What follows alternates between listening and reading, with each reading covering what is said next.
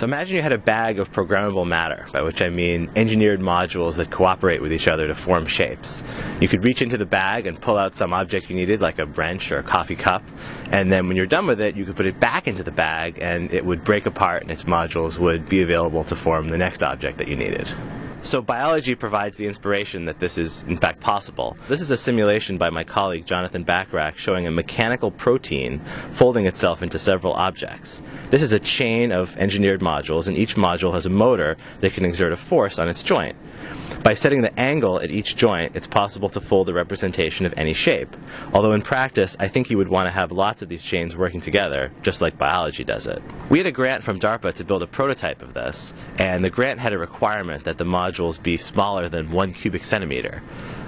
And because we wanted to make a lot of these modules, we wanted the modules to be cheap and simple, and so we decided to not use gearing, just to have the motors directly drive each axis.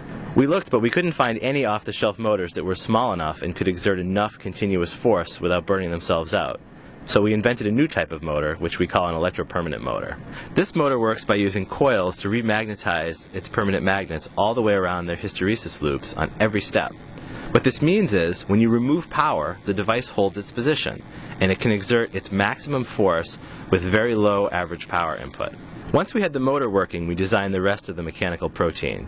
It's basically a chain of motor rotors and stators, the rotating part and the stationary parts, interlocked together with a flexible circuit wrapped around it for power and control.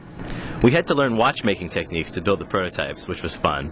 So here's a video, probably taken at about 2 a.m., of the first module turning in a pair of scissors on my desk. You'll see the coiled portion of the flexible circuit coiling and uncoiling to connect the module to its neighbor. It took us a while to get that right. And then once we had one module working, we made 4 more. So here's a chain forming shapes. It starts out as a line, and then it forms a left-handed helix, a right-handed helix, a periscope, and an L shape. Every module gets its instructions to turn left, right, or straight. That's like the DNA code for the shape.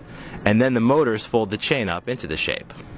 The motors are strong enough to lift one other segment, which is okay, it works, but to have performance on par with geared systems, we'd like to be able to lift 2 to 3 other modules, which we think we can get to with a lighter structure and with better materials. Still, as far as we know, this is the highest resolution chain-type programmable matter system built to date. We started this project with a vision of programmable matter, but we ended up inventing a motor that can hold its position without power. We're still working on programmable matter, of course, but working with our industrial partners, we've discovered that there are a lot of applications for such a small, low-power motor in aerospace and medical applications, and so we're working with them now to push this technology out into the world.